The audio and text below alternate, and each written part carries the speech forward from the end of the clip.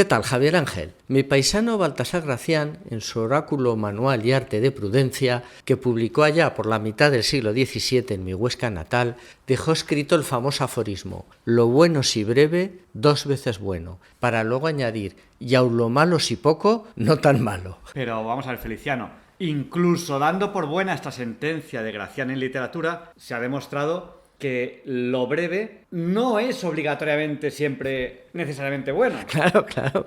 No todo el mundo ha tenido la capacidad literaria de Rulfo o de Hemingway. Mira, Hemingway en sus cuentos usaba una curiosa técnica que llamaba iceberg.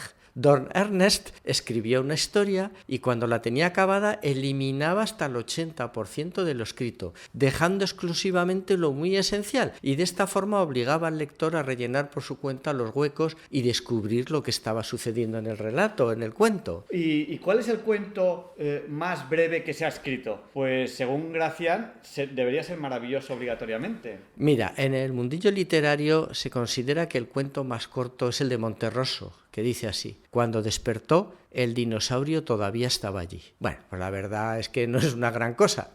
Y es que al pobre Monterroso le costaba mucho escribir. Fíjate que un día llegó a decir: hoy me siento bien, un Balzac, estoy terminando esta línea. Hablando de su problema con otro escritor, creo que era Bryce Echenique, le contaba: es que a mí me cuesta tanto escribir. Sufro tanto hasta que encuentro la palabra precisa. Y Bryce le cortó: yo no, a mí no me cuesta nada, yo me vuelco, yo suelto lo que llevo dentro y ahí queda. Por ejemplo, yo no corrijo. Y Monterroso le dijo: pues qué suerte, porque yo solo corrijo. ¿Y nuestros amigos, los escritores de la otra generación del 27, probaron suerte el relato breve? Hombre, los de la generación del 27 fueron unos humoristas geniales y en el relato corto, claro, se defendían con mucha fortuna. Mi admirado Edgar Neville escribió este maravilloso cuento que, aun siendo tan breve, respeta las 3 normas clásicas de principio, nudo y desenlace. Mira, decía así: Adán se afeitaba la barba, pasó Eva camino del río, Adán chisteó, tss, tss, y Eva preguntó: ¿es a mí? Oye, qué bueno.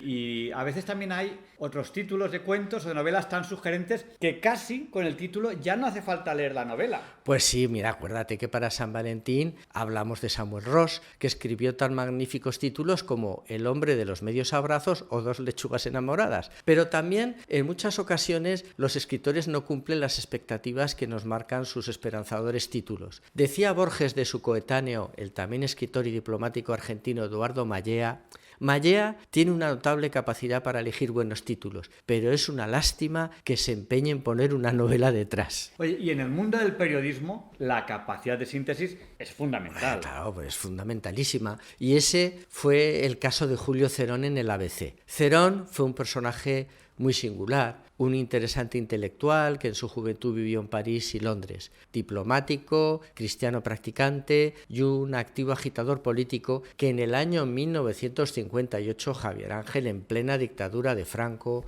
fundó el Frente de Liberación Popular, más conocido como el Felipe. El Felipe era un grupo elitista de izquierda liberal, pero sobre todo fue un movimiento intelectual cristiano que se desgajó del imperante catolicismo franquista del momento. El Felipe llegó a ser un grupo muy activo durante la dictadura, pero con la muerte de Franco pues perdió su razón de ser. No obstante, según el periodista Eduardo García Rico, de sus cuadros de afiliados durante la transición española salieron nada menos que 8 ministros, un presidente autonómico, que fue mi admirado Joaquín Leguina, más de 30 altos cargos públicos, 35 catedráticos y profesores, 15 escritores y periodistas y 12 curas. Pues la verdad es que con estos antecedentes la vida de Julio Cerón tuvo que ser, ¿cómo diríamos?, muy agitada. Pues sí, muy agitada la verdad. Fue un hombre cultísimo que se declaraba anticomunista católico, pero paradójicamente colaboró con el Partido Comunista de España en sus labores antifranquistas. Esto le llevó a una condena de 8 años de prisión. Realmente cumplió 3, pero su estancia en la cárcel le dio mucho prestigio internacional, sobre todo entre los movimientos cristianos franceses. Al salir de prisión, se exiló en Francia, donde vivió durante más de 40 años en el castillo medieval de Causat, que había sido residencia del filósofo Montaigne. Cuentan las visitas que en el Torreón tenía colgado el pendón de Castilla y que al pasar por el puente levadizo sonaba la marcha de infantes. Luego les enseñaba una enorme estancia de paredes encaladas totalmente vacía y decía: esta es la biblioteca. Mucho me temo que Julio Cerón va a ser otro de estos interesantes personajes surrealistas de los que tanto te gusta hablar en estos papeles. Pues sí, mira, Cerón era una referencia intelectual para la oposición democrática española. Por eso en su castillo recibía constantemente visitas de importantes políticos españoles. Contaban que cuando iban a verle se lo pasaban en grande, todo el día de cháchara y comilones por todos los pueblos vecinos. Andaban por esas carreteras en el Jaguar de Julio, que conducía sin manos, despreocupadamente y a 150 por hora. En cierta ocasión iba el cura del pueblo con ellos allí en el coche y le dijo: Julio, sábete que estoy en pecado mortal y será responsabilidad tuya si voy al infierno. Haz el favor de no correr tanto. Y Julio se reía y aún aceleraba más todavía. Realmente, cuando murió Franco, él ya estaba pues muy de vuelta de todo y claro, su figura política pues se fue apagando. Fíjate que eso le pasó a mucha gente, escritores, cineastas, agitadores antifranquistas, que cuando murió Franco se quedaron totalmente descolocados, sin saber qué hacer, y no supieron encontrar un sitio en la nueva democracia. El mismo Julio Cerón lo clavó cuando dejó escrito: cuando murió Franco, el desconcierto fue grande, no había costumbre. Entonces Cerón no sacó sus galones a relucir. En esa época en que todo el mundo presumía de haber estado en la cárcel y de haber corrido delante de los grises. Pero la verdad es que no.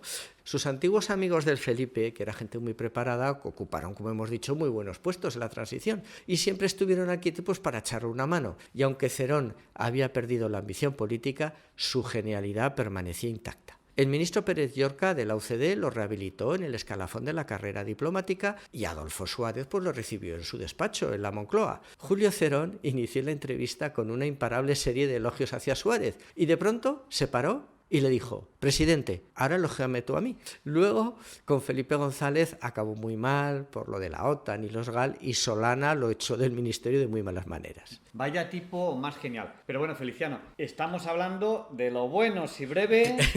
Claro. El caso es que Cerón no andaba muy boyante y sus amigos, con el aval de que había sido colaborador de Le Monde, pues convencieron a Luis María Anson para que le diera una sección en la primera del ABC. La sección debía ser un breve, un suelto, ¿no?, que se dice en el argot periodístico. Pero Anson se desesperaba porque, a pesar de que le pagaba un dineral, los sueltos que enviaba Cerón desde Francia eran cada vez más breves y más dadaístas. Por ejemplo, en uno decía: la verdad siempre resplandece al final, cuando ya se han ido todos. Otro, en alusión a un nombramiento no sé de quién, decía: la ley de la gravedad no es nada en comparación con lo que se nos espera. Pero para mí el mejor fue el que mandó un 23 de diciembre. Feliz Navidad y Año Nuevo. Pues chicos, no sé de qué se quejaban son. Yo lo veo muy apropiado para esas fechas. Pues sí, la verdad, mira, sus últimas palabras en el lecho de muerte tampoco tuvieron desperdicio, Cuarzo, feldespato y mica. Qué grande Julio Cerón, y realmente breve en sus comentarios. Muchas gracias, Feliciano. Oye, ¿y qué te parece si ponemos la marcha de infantes y así podemos apreciar lo que se sentía al pasar por el puente levadizo del castillo de Causat cuando vivía allí Julio Cerón? Venga, vamos a ello. Pues venga, cuídate, Javier Ángel, que tú eres necesario y nosotros somos contingentes.